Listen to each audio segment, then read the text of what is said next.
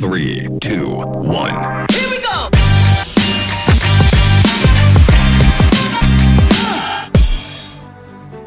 તો મને બી પહેલું જે ફેલ્યોર છે અને એ ફેલ્યોર ક્લાસ 3ની એક્ઝામ ફેલ અને એ તો હજુ પણ મને યાદ છે. 28 વર્ષે કશું ના કરતો હોય અને તો બી ફેમિલી સપોર્ટ કરે એવી ફેમિલી તમને ગુજરાતમાં ક્યાંય નહીં. હિન્દીમાં કે આગ લગની છે ચાહે કંઈ બી હા જાઓ. એક્ઝેક્ટલી. એ હોવું જોઈએ તમારી અંદર ફાયર હોવું જોઈએ. એક મસ્ત કિસ્સો છે કે હું કમાન્ડો ટ્રેનિંગમાં હતો ને ત્યારે મારું રિઝલ્ટ આવ્યું UPSC. Why DYSP? You are rank 7, you are selected first priority DYSP. બે સારી અને બે ખરાબ વસ્તુ after you join for DYSP. આપણે જેમ જનરલી કહેતા બધું બેલેન્સ કરીને ચાલવાનું ને હું આ બી કરી લઈશ આ બી કરી લઈશ, એ બધું મીથ છે.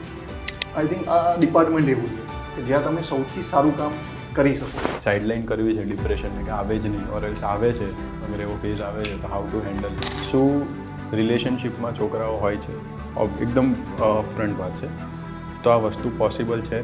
રસ્તા નક્કી કરતા કેવો ખચકાય, દિશાઓનો જ્યાં ઢગલો છે ખડકે, જે નથી થયા ત્યાં સુધી એક બુક પહેલી વાર વાંચો ને તમારું 20% દિમાગમાં જાય. તો એક મોટું મિથ બીજું એ છે કે ઇંગ્લિશમાં આપણે લખીએ તો આપણને માર્ક્સ સારા મળે. જી, ભગવાનમાં માનો છો? અને જો તમારા મતે ભગવાનની ઇમેજ શું છે? આઈ થિંક હું ફોરેન જતો રહ્યો.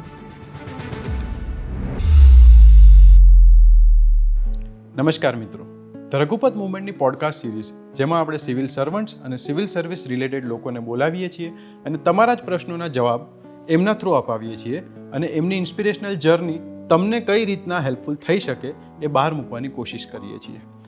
આ પોડકાસ્ટના એપિસોડમાં આપણા સાથે જોડાયા છે દીપ પટેલ સાહેબ, જે અત્યારે ડીવાયએસપી તરીકે ફરજ બજાવે છે અને યુપીએસસીમાં રેન્ક 776 તથા જીપીએસસીમાં રેન્ક 7 પ્રાપ્ત કર્યો છે અને યુપીએસસીમાં 6th અટેમ્પમાં પાસ કર્યું છે. તો આ 6th અટેમ્પ સુધી કઈ રીતે પહોંચ્યા, એમનો એક ફાયરી એટીટ્યૂડ, એમની જવાબ આપવાની સ્ટાઇલ, કઈ રીતના તમને એક કોઝી એન્વાયરમેન્ટમાંથી બહાર નીકળીને મહેનત કરવાની પ્રેરણા આપશે, એ બધું જ આ એપિસોડમાં મૂકવાની કોશિશ કરી છે અને એમના પાસેથી તમારા સવાલોના જવાબ મેળવવાની ટ્રાય કરી છે. તો આ એપિસોડમાં આપણે સાંભળીશું દીપ પટેલ સરને. આશા છે કે તમને ગમશે અને છેલ્લે સુધી તમે એપિસોડ જોશો.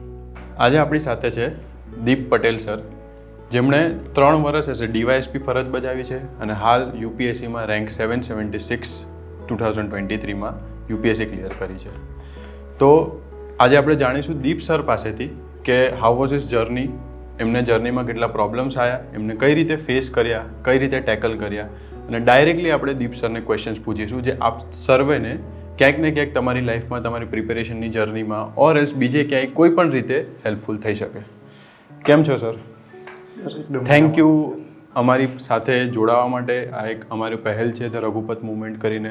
એમાં વી આર ટ્રાઇંગ કે મોસ્ટલી જે પણ અત્યારે સર્વિસીસમાં છે ઓર એક્ઝામ્સ ક્લિયર કરે છે, તો એ લોકોને આપણે અહીંયા લાવીએ અને સ્ટુડન્ટ્સ માટે સ્ટુડન્ટ્સના ક્વેશ્ચન લાવીને તમને પૂછીએ, તમારા જેવા લોકોને પૂછીએ કે સ્ટુડન્ટ્સે તમારી પાસેથી કઈ રીતે ઇન્સ્પિરેશન લેવા જોઈએ, તમારી જર્નીથી શું શીખવું જોઈએ.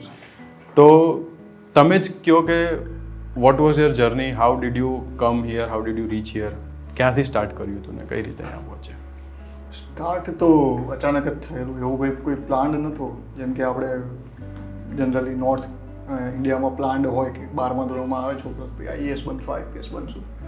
આપણા ગુજરાતમાં થોડું એવું ઓછું બનતું હોય અને એવું જ મારી જોડે બન્યું છે.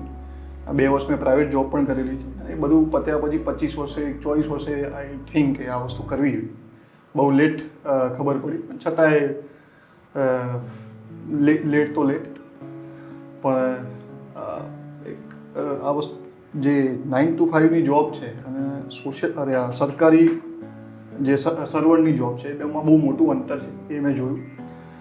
અને આમાં મને એવું લાગ્યું કે ઘણી બધું મને સેટિસ્ફેક્શન મળી શકે છે ઇન્સ્ટેડ કે હું કોઈ ફર્મ માટે કામ કરું. તો એનાથી એક શરૂઆત થઈ કે ખાલી સરકારી નોકરી નહીં પણ કંઈક સોસાયટીમાં કન્ટ્રીબ્યુશન માટે આપણે કંઈક સ્ટાર્ટ કરીએ. અને એમાં મને આ સિવિલ સર્વિસનો એક રસ્તો મળ્યો અને પછી સતત ફેલ્યોર્સ હતા, હું એમાં મથતો રહ્યો. તો ફાઇનલી એક સિલેક્શન મને મળ્યું. ઓકે, તો જેમ બધા સ્ટુડન્ટ્સને ખબર જ હશે તો પણ એકવાર જણાવો કે this was a 6th attempt અને 2nd ઇન્ટરવ્યૂ. તો એક એવો ક્વેશ્ચન જે બધાને ખબર છે, 6થા અટેમ્પ સુધી પહોંચીએ, ચલો હું બી પહોંચવા તૈયાર છું, બધા પહોંચવા તૈયાર છે, પણ જે સમજો કે તમે જે 5મો અટેમ્પ આપ્યો અને એનું જે દિવસે રિઝલ્ટ આવ્યું અને તમે એમાં નહોતા, what was that day about, અને તમે કઈ રીતે પોતાને રેડી કર્યો કે I am also going for also appearing for the next attempt? એ જે એ દિવસનું તમારું અમને કહો કે તમે જે ત્યારે જે છોકરો ડિપ્રેશનમાં જાય અને જે ગુસ્સામાં અલગ ડિસિઝન લઈ લે છે ઘણીવાર કે નહીં મારે નથી કરવું કે મારા આમને તેમને ફેમિલીવાળાનું પ્રેશર બધું હોય, ઘણીવાર ફેમિલી સપોર્ટ કરે પણ અંદરથી આપણને પ્રેશર ફીલ થતું હોય, તો how did you cope up with that? Cope up એવું છે કે એ પહેલું ફેલ્યોર હતું નહીં એટલે સારું છે ભગવાનની દયાથી. ફેલ્યોર ઘણા મળે, જે પહેલું ફેલ્યોર હોય ને એ બહુ સખત આપણને યાદ આવે. તો મને બી પહેલું જે ફેલ્યોર છે અને એ ફેલ્યોર ક્લાસ 3ની એક્ઝામ ફેલ થવાનું, અને એ તો હજુ પણ મને યાદ છે કે એ ભલે ક્લાસ 3 તો ક્લાસ 3 પણ એ ફેલ થવાનું દુઃખ શું. પછી 2-3માં ફેલ થયા પછી એ વસ્તુ તમારા દિમાગમાંથી નીકળી અને પછી તમે સતત ટ્રાય કરતા રહો. પણ એ જે પહેલાં 2 ફેલ્યોર ફેસ કરવા અને પછી ટ્રાય કરો એ મહત્વપૂર્ણ છે. પછી તમે એ ફેઝમાંથી બહાર આવો તો ભલે ફેલ્યોર મળે પણ તમને ખબર છે કે યુ હેવ ધ કેપેબિલિટી, અને પોતાનામાં સેલ્ફ કોન્ફિડન્સ અગર ગુમાવો નહીં તો પછી કેટલા બી ફેલ્યોર હોય એનાથી કોઈ ફરક નથી પડતો. તો 5મા અટેમ્પ પછી પણ એવું જ હતું. 5મા અટેમ્પમાં તો હું પ્રિલિમ ફેલ થઈ ગયો. પહેલી વાર હું પ્રિલિમ ફેલ થયો તો it was a shock.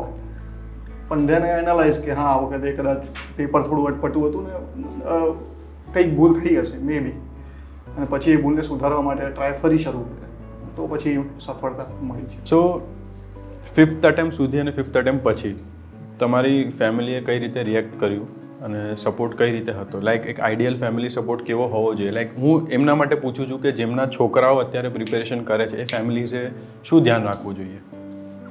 Ideal support જેવું કશું હોતું નથી. પહેલી વસ્તુ તો આપણે એક એવી સોસાયટીમાં રહીએ છીએ જેની બહુ બધી એક્સપેક્ટેશન્સ છે. છોકરો 28 વર્ષે કશું ના કરતો હોય અને તો બી ફેમિલી સપોર્ટ કરે એવી ફેમિલી તમને ગુજરાતમાં ક્યાંય નહીં મળે. બરાબર? એટલે આઈડિયલ સપોર્ટ જેવું કશું નથી. યસ, ફેમિલી પ્રેશર આવવાનું છે.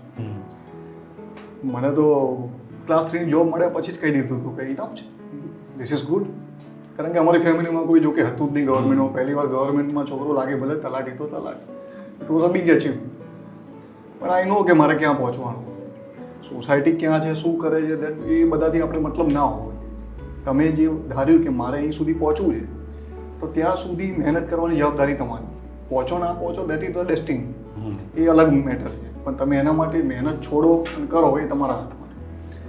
તો પછી મેં કન્ટિન્યુઅસ મહેનત કરી, જીપીએસસી ક્રેક કરી, એમાં લેબર ઓફિસર તરીકે જોબ કરી, ફરી જીપીએસસી આપી, એમાં ડીવાયએસપી તરીકે સિલેક્ટ થયા, એમાં જોબ કરી. પણ પછી એક વસ્તુ તો હતી કે ક્યાં પહોંચવું છે ત્યાં તો હજુ નથી પહોંચ્યું. ભલે અહીં સુધી પહોંચી ગયા અને આ ઘણું ઇનફ છે જો સોસાયટીની દ્રષ્ટિએ જોવા જઈએ તો. પણ સોસાયટી માટે તો નથી કરતા આપણે કશું. તો આપણે જ્યારે પોતાના માટે કરીએ છીએ અને પહોંચવાનું લક્ષ્ય છે તો પછી એ છોડવું એ હિતાવો નથી. હા, એટલે 6થો અટેમ્પ્ટ હતો એ મેં પૂરી મહેનતથી આવ્યો જોબ સાથે, અને આઈ એમ વેરી હેપી કે ચલો જ્યાં પહોંચવું હોય એની નજીક તો પહોંચી શકીએ. અને બીજું એક કે ઘણા બધા સ્ટુડન્ટ્સ એવી રીતે, જેમ કે હું ઘણા બધા અત્યારે સર્વિંગ કોન્સ્ટેબલ છે, પીએસઆઈમાં છે, એ લોકોને મળું ને તો mostly either they are satisfied કે એ લોકો કોન્સ્ટેબલ છું તો પીએસઆઈ છું ઓર પીઆઈ છું, ઓર આઈધર દે આર પ્લાનિંગ કે બસ એક આ એક્ઝામ ક્લિયર કરી લો એટલે હું સેટ. પછી એ લોકોને આગળ ઈચ્છા નથી કેમ કે લોકો ડરેલા છે. ઘણા યુપીએસસી અટેમ્પ હું પર્સનલી મળ્યો છું કે યુપીએસસી તો મારાથી ના થાય એવું વિચારીને બેઠા હોય છે. અને તમે રેન્ક 7 જીપીએસસી, રેન્ક 7 આવ્યા પછી પણ you did not left UPSC કે ભાઈ યુપીએસસી તો હું કરીશ. તો આવા છોકરાઓને તમે શું કહેશો કે એકચ્યુઅલમાં કોમ્પિટિશન ત્યાં છે કે આઈઆઈટીઝ આઈઆઈએમ્સવાળા જ ક્રેક કરે કે ના હું બી ક્રેક કરી શકીશ? એના માટે તમે કંઈક તમારી પાસે છે છોકરાઓ માટે એવા શબ્દો? ડેફિનેટલી. જેમ કે આઈઆઈએમ આઈઆઈટીથી કરવું એ કોઈ યુપીએસસી માટે કોઈ સિમ્બોલ નથી. પહેલી વસ્તુ એ આપણું બહુ મોટું મિથ છે. ડરે છે એટલા માટે કે એનો હાવ એટલો ક્રિએટ થયેલો છે કે ભાઈ યુપીએસસી બહુ મોટી એક્ઝામ છે, એમાં આટલું બધું વાંચવું પડે. પણ આપણને જે પોતાની કાબિલિયત છે એ આપણને ખબર નથી ત્યાં સુધી હાવ લાગે. એક મસ્ત કિસ્સો છે કે હું કમાન્ડો ટ્રેનિંગમાં હતો ત્યારે મારું રિઝલ્ટ આવ્યું યુપીએસસી, અને એવરી વન વોઝ હેપી કે ભાઈ આપણામાંથી છોકરો થઈ ગયો. ત્યારે મારી જોડે કોન્સ્ટેબલ્સ બી હતા ટ્રેનિંગમાં, અને મારાથી વધારે એ ખુશ હતા કે અમને નવાઈ લાગે છે. મતલબ એમાંથી 2-3 જણે મને એવું કીધું કે યુપીએસસી પાસ કરેલા અમારું ટ્રેનિંગ કરી રહ્યું છે એમાં.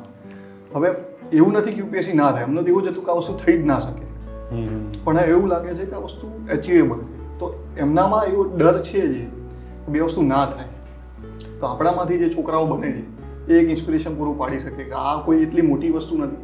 પોતાનામાં રહેલી કાબિલિયત તમે ઓળખો અને એના ઉપર કામ કરી જાઓ તો એવરીથિંગ ઇઝ અચીવ. તો એવા લોકો કે જે અત્યારે સર્વિંગ છે, સર્વિસમાં છે અને ઓરલ્સ કોઈ પ્રાઇવેટ જોબ કરે છે, જેમના મનમાં એવું નથી કે એમના યુપીએસસી મારાથી નહીં થાય એવી રીતના એ લોકો વિચારીને બેઠા છે, તો પહેલાં તો શું એ લોકો યુપીએસસીના અટેમ્પ્ટ્સ આપવા છે, જેમ કે નેક્સ્ટ અટેમ્પ્ટ એ લોકો ટ્રાય કરે, ઇફ આપવા જોઈએ તો શું ધ્યાનમાં રાખવું જોઈએ? કેમ કે એ લોકોનું લેવલ ઓબ્વિયસલી આપણે સમજીએ કે લેવલ એટલું એ લોકોનું હજી આવ્યું નહીં હોય કે એ લોકો ડિરેક્ટલી ફર્સ્ટ અટેમ્પ્ટમાં ક્રેક કરી શકે, બટ એવું જ ધ્યાનમાં શું રાખીએ કે હું બધા જોડે લેવલ અપ કરી શકું? પહેલી વસ્તુ તો સૌથી પહેલું આનું માંગ છે એ છે કે મારે કરવી છે. આ લેવલ સુધી કોઈ પહોંચતું નહીં. પહેલી વસ્તુ, જ્યારે તમે ધારી લો કે આ વસ્તુ મારે કરવી છે, પછી એનો રસ્તો તમને મળવાનો ચાલુ થાય. તમે પહેલાં રસ્તા શોધો છો, પછી કોક હું કરીશ, એવું નથી થવાનું. આમાં કોઈ સ્ટ્રેટેજી એવું નથી કે હું સ્ટ્રેટેજીથી થઈશ તો કરી દઈશ. પહેલાં તો તમારે ડિસાઇડ કરવાનું કે મારે કરવું છે ને કોઈ પણ ભોગે કરવું, ત્યારે પછી વસ્તુ સ્ટાર્ટ થાય છે. સર્વિંગ કમ્યુનિટી માટે એવું છે કે સર્વિસ બી કરવી અને તૈયારી બી કરવી. તો એના વિશે મારું બહુ સ્ટ્રેટ ફોરવર્ડ મંતવ્ય છે કે બે વસ્તુ એક સાથે ના થાય. ઓકે, બે કરી છે એનું એક રીઝન છે કે તમારે ક્યાંક ને ક્યાંક કોઈ એક વસ્તુમાં કોમ્પ્રોમાઇઝ કરવું હોય. ચાહે મેં ડીવાયએસપી કર્યું હોય, લેબર ઓફિસર કર્યું હોય, બીજી એક્ઝામ પાસ કરી હોય, તો હું શ્યોરલી કહી શકું છું કે મેં મારી જોબમાં 100% નથી, ત્યારે હું આ વસ્તુ કરી શકું. તો મેં જોબમાં ક્યાંક ને ક્યાંક કોમ્પ્રોમાઇઝ કર્યું છે અને ત્યારે એ વસ્તુ કરી શકે. તો બંને વસ્તુ એક સાથે કરવાનો કોઈ મતલબ નથી. જો તમે સર્વિસમાં છો ને તો પણ કરો છો, તો સર્વિસમાં તમારે કોમ્પ્રોમાઇઝ. પણ પહેલું જે તમે કીધું કે પેલું હિન્દીમાં કે આગ લગની છે ચાહે કંઈ બી, હા, એક્ઝેક્ટલી, એ હોવું જોઈએ તમારી અંદર, ફાયર હોવું જોઈએ. એ જ છે મેઇન. ત્યાંથી રસ્તો મળવાનો સ્ટાર્ટ થાય. તમે આ ફાયરના લીધે તમે 6th અટેમ્પ્ટ સુધી ટક્યા. એટલે ઘણા બધા સ્ટુડન્ટ્સ આવા લોકોને આપણે ઘણીવાર બહુ મોસ્ટલી હું એવા લોકોને મળું છું કે એમના મનમાં જેમ કે અમે આ બધું સ્ટાર્ટ કર્યું ને એના પછી આઈ સ્ટાર્ટેડ મીટિંગ પીપલ. તો ઘણા અલગ અલગ જોબ્સમાં બી હોય, ડીવાયએસઓમાં, એસટીએમમાં, તો એ લોકો માટે બી એવું છે કે મારાથી તો નહીં થાય યુપીએસસી. એટલે અલગ બ્રીડ કહે ને, અલગ બ્રીડ ક્યાંક જન્મે છે ને એ લોકોને ક્રેક કરાવતા શીખડાવે છે, મને નહીં ફાવે. એટલે હું બધાને એવી રીતે જ કહું કે એવું ના હોય, પણ હંમેશા એમ કહું કે હું તમારી માટે એવા લોકો લઈ આવીશ કે જે લોકો તમને કહેશે કે ના યુપીએસસી થાય. કેમ કે હું અત્યારે એ પ્લેટફોર્મ પર છું નહીં, પણ મારી સામે જેમ કે આજે તમે છો એવી રીતના મારી સામે લોકો હોય કે જે લોકો આપી શકે ગાઈડન્સ એ લોકોને. એટલે આ ક્વેશ્ચન હતો. એક્સક્યુઝીસ બનાવો હોય તો ઘણાય છે કે મારી જોડે આ જોબ છે, આટલું કામ છે, ઘરે જઈને આ કામ કરવું પડે છે, પછી હું 4 કલાક વાંચું છું. એક્સક્યુઝીસ તો દુનિયાભરના જે આપવા હોય, અને જ્યારે તમારે નથી આપવા તો તમારી જોડે કોઈ બી એક્સક્યુઝ નહીં. ઓકે, હવે બીજો ક્વેશ્ચન કે why DYSP? You are rank 7, you are selected first priority ડીવાયએસપીની હતી. Why did you opt for DYSP? એના 2-3 રીઝન એવા છે કે પર્ટિક્યુલરલી પબ્લિક ડીલિંગવાળી જોબ મને પહેલેથી ગમે છે. ચાહે હું નાયબ ટીડીઓ હોય કે લેબર ઓફિસર હોય, મેં જનરલી ફિલ્ડમાં જ કામ કર્યું, મેં કદી ડેસ્ક ઉપર કામ નથી કર્યું. એટલે પહેલાંથી એ વસ્તુ અટ્રેક્શન હતી કે મારે કરવી છે તો પબ્લિક ડીલિંગવાળી જોબ કરવી. તો ડીસી ડીવાયએસપી બંને ઓબ્વિયસલી પબ્લિક ડીલિંગની છે, પણ ડીવાયએસપીમાં થોડું વધારે પબ્લિક ડીલિંગ આવે છે. બીજી વસ્તુ, પ્રમોશનના ચાન્સ આમાં ઘણા સારા છે. તમે જલ્દીથી એક જિલ્લાને સંભાળી શકો એટલું પ્રમોશન તમને ઝડપથી મળી શકે. તો એવી એક રીઝન છે કે તમારી લિમિટેડ જોબ છે, એમાં તમને આટલો મોટો સ્કોપ મળે છે, તો પછી એમાં જવું જોઈએ. મને તમે અગર કહી શકો 2 સારી અને 2 ખરાબ વસ્તુ after you join for DYSP, કે આ મારું આ 2 વસ્તુ એવી હતી કે જે મેં નથી ધારી મારી વિખાઈ ગઈ લાઈફ, સોશિયલ લાઈફ કહી શકો કંઈ બી, એ તમારા મતે એવી કઈ વસ્તુઓ હોઈ શકે કે 2 એવી વસ્તુ કે જે તમારા નહોતું ધાર્યું ને સારું થયું કે નહીં? This is the perks of joining as a DYSP. સૌથી પહેલો પક્ષ તો ફિઝિકલ ફિટનેસ છે. પછી એટલી બધી ટ્રેનિંગ આપે છે ફિઝિકલી કે તમે ગમે તેટલા ફિઝિકલ અનફિટ હોય, ફિટ થઈને બહાર નીકળો. અને જ્યારે તમે ફિઝિકલ ફિટ હોય તો તમારો કોન્ફિડન્સ, તમારી ઇનર વાઇબ્સ બહુ બધી પોઝિટિવ આવે. તો એ એક બહુ મોટો ફાયદો છે. બીજો નુકસાન આપણે કહીએ તો યસ, એ definitely social life, family life નથી, એ માનીને ચાલવાનું. જો તમે જોબને 100% આપો છો તો, એ તો આપવાનું જ છે, કારણ કે તમારી જોડે એ જ વસ્તુ છે કરવા માટે, તમે એ જ કરવાના. ફેમિલી લાઈફ થોડી કોમ્પ્રોમાઇઝ થાય છે. એકચ્યુઅલી તમે સફર નથી કરતા, કારણ કે તમને તો ગમે છે જોબ કરવી, ફેમિલી સફર ફેમિલી કરે. તો એ એક એનો બહુ મોટો ડિસએડવાન્ટેજ છે આ પર્ટિક્યુલર પોલીસમાં, નોટ ડીવાયએસપી, કોન્સ્ટેબલથી લઈને આઈપીએસ સુધી. તો આ એક બહુ મોટો ડિસએડવાન્ટેજ છે જેના ઉપર ખરેખર વિચારવાની પણ જરૂર છે કે આમાં કઈ રીતે બેલેન્સ કરી શકે. અને તમે હેન્ડલ કઈ રીતે કરો? મેં like there are family demands always રહેવાની છે. મેં તમને કીધું ને કે બે વસ્તુ હેન્ડલ ક્યારેય ના થાય એ મિથ છે. You have to compromise the one એની એટલે આપણે જેમ જનરલી કહેતા બધું બેલેન્સ કરીને ચાલવાનું ને હું આ બી કરી લઈશ આ બી કરી લઈશ, એ બધું મિથ છે. જ્યારે તમે ફોકસ કરો છો ત્યારે એક જ વસ્તુ પર ફોકસ થઈ શકે. આપણે બધામાં એ જ કેપેબિલિટી છે, હોમોસેપિયનમાં એ જ કેપેબિલિટી છે કે એક ટાઈમે એક જ વસ્તુ પર ફોકસ થઈ શકે. આપણે બીજા બ્રીડ છીએ નહીં, તો એ દરેકને લાગુ પડે. તો માનો કે એ માણસ કોઈ સક્સેસફુલ છે એક ફિલ્ડમાં, તો ડેમ શ્યોર માનીને ચાલો કે બીજી ફિલ્ડમાં એ ઘણું બધું કોમ્પ્રોમાઇઝ કરી રહ્યું છે, ત્યારે એ ત્યાં સુધી પહોંચે. ઓકે, એટલે આ એક ફેમિલી સપોર્ટ જ થયો એક રીતે જો. ફેમિલી સપોર્ટ ઘણો, ફેમિલી સફરિંગ ઘણો, બધી જ વસ્તુમાં. ઓકે, તો આના પરથી જ એક બીજું આવે કે એઝ અ ડીવાયએસપી તમે જોઈન થયા, દેન કોઈ એક એવું કોઈ ઇન્સિડન્ટ તમારી સાથે થયું કે નહીં યુ થોટ કે નહીં આ જોઈન કરવાનો મને મારી સફળતા મને મળી, હું આવા કામ કરી શકીશ, હજી વાર આવા કામ મેં કર્યા છે, એવો કોઈ કિસ્સો યા ઇન્સિડન્ટ ઓર એલ્સ તમારી પાસે કોઈ સ્ટોરી હોય કે? સ્ટોરીઝ તો 2.5 વર્ષની લાઈફ હજુ જોબ થઈ છે એટલે લિમિટેડ અનુભવ છે. હજુ તો ઘણા સ્ટોરીઓ આવવાની બાકી છે અને હું આશા રાખું કે ઘણી બધી સ્ટોરીઓ બને. પોઝિટિવ. Exactly positive. એક સ્ટોરી હું કહું તો આ જે જનરલી પોલીસની જરૂર ક્યારે પડે માણસો? જ્યારે તકલીફમાં હોય. બીજા કોઈ બી ડિપાર્ટમેન્ટની જરૂર ત્યારે ના પડે જ્યારે તકલીફમાં હોય. તો આઈ થિંક આ ડિપાર્ટમેન્ટ એવું છે કે જ્યાં તમે સૌથી સારું કામ કરી શકો દિલથી, જ્યાં તમને સેટિસ્ફેક્શન સૌથી વધુ મળી શકે. કેમ કે એક છોકરીને અમે શોધેલી, 15-16 વર્ષની છોકરી છે, ખૂબ ડિપ્રેશનમાં હતી અને 10thમાં 96% હતી. મેં એની માર્કશીટ જોઈ, એના ઘરે ગયો, એની માર્કશીટ જોઈ, બધાને સાંભળે અને એની પરિસ્થિતિ, એના મધર ફાધરે એની પરિસ્થિતિ કીધી, એના મધરના બીજા લગ્ન હતા, એનું બી એક પ્રશ્ન હતો. તો આઈ થિંક કે આ છોકરી ડિપ્રેશનમાં વધારે છે અને એના લીધે ક્યાંક જતી રહી. અને આ રાતના 12 વાગેલા વસ્તુ. ત્યારે મને એની ગ્રીવિયસ વસ્તુ ખબર પડી કે આ બહુ ગ્રીવિયસ મેટર છે, આમાં બહુ જોવાની જરૂર છે. કારણ કે પોલીસ જનરલી છોકરીઓ ભાગી જાય તો કોઈ છોકરા જોડે ભાગી ગયું એવું ધારી લેતી હોય છે. હું નવો હતો તો થેન્ક ગોડ કે મારી એવી મેન્ટાલિટી હજુ એ ઢળ્યો નથી. તો મેં પ્રયત્ન કર્યો. કેમેરા બધા રાત્રે 2-2 વાગે બધા કેમેરા અમે ચેક કરાયા અને થેન્ક ગોડ કે સવારે એ છોકરી અમને મહારાષ્ટ્રથી મળી. તો એક સેટિસ્ફેક્શન છે કે એ છોકરી કદાચ હું મહેનત ના કરત તો મળી બી જાત. એવું નથી કે હું હોઉં તો મળે, પણ જે ધ્યાન ના આપ્યું હોત તો એ ક્યાંક હ્યુમન ટ્રાફિકિંગમાં જતી રહી. તો એક લાઈફ બચાવી એ બી આપણા હાથમાં છે. તો આ ડિપાર્ટમેન્ટ એ રીતે બહુ સફળ હું કરું છું. સોસાયટીને હેલ્પ એ રીતે ઘણી મળે છે. આ તમે ડિપ્રેશનની વાત કરીને, મોસ્ટલી અગર એસ્પિરન્સ જે સિવિલ સર્વિસીસની પ્રિપેરેશન કરે છે, ક્યાંક ને ક્યાંક એ લોકો રિલેટ કરે. કોઈ વર્ષ માટે, 1.5 વર્ષ, 6 મહિના માટે ક્યાંક ને ક્યાંક અગર ક્લિયર નથી થતી, they have lot of issues, personal life issues and ભણવાના એઝ અ એસ્પિરન્ટ જે જર્ની છે તેના સાથે અગર એ લોકોએ કોપ અપ કરવું છે, અગર એ વસ્તુને સાઇડલાઇન કરવી છે ડિપ્રેશનને, કે આવે જ નહીં ઓર એલ્સ આવે છે, અગર એવો ફેઝ આવે છે તો હાઉ ટુ હેન્ડલ ઇટ, એના માટે કોઈ ગાઈડન્સ તમારા પાસે? કે કેમ કે તમારું જર્ની એટલી લાંબી અને પ્લસ તમે ફેલિયર્સ બી જોયા છે, સક્સેસીસ બી જોયા છે સ્પેનમાં, તો એ કઈ રીતે હેન્ડલ કરી શકે? પહેલી વસ્તુ તો જે નાના છોકરાઓ જે ડિપ્રેશનમાં જાય છે એની સંખ્યા વધી રહી છે આપણે અહીંયા 12th ને કોલેજ સુધીના છોકરાઓ. એમાં ફેમિલી સપોર્ટ બહુ જરૂરી છે. ઘણી વાર એવું હોય કે છોકરો હોશિયાર હોય, ફેમિલીથી પ્રેશર એટલું હોય કે તારે આટલી વસ્તુ કરવાની છે, આ વસ્તુ કરવાની. એક ફેમિલી સપોર્ટ છે કે હા જે થાય વી આર વિથ યુ, તો એ બહુ જરૂરી છે ફેમિલી તરફથી. આપણા તરફથી એ છે કે